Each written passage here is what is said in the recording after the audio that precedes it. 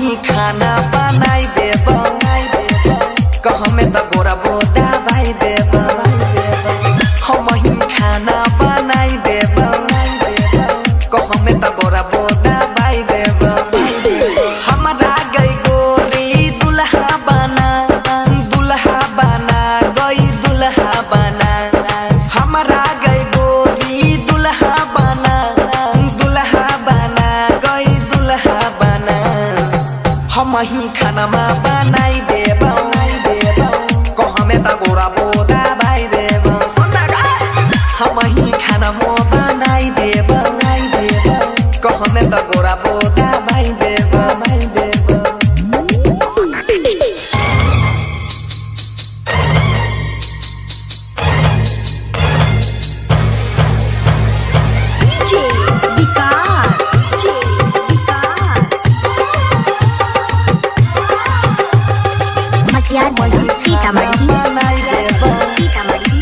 कह में तो गोरा बोदा भाई देब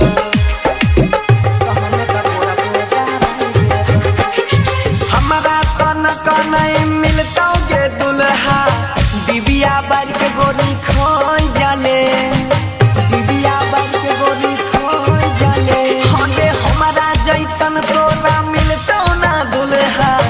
दिबिया बार के गोरी खोई जाले कपड़ा लाता सब धोई देब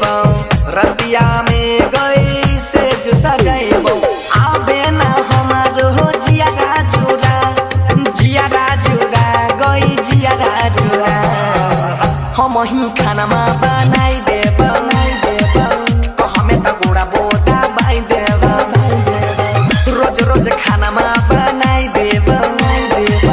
सुतला में गोरा बोदा भाई देब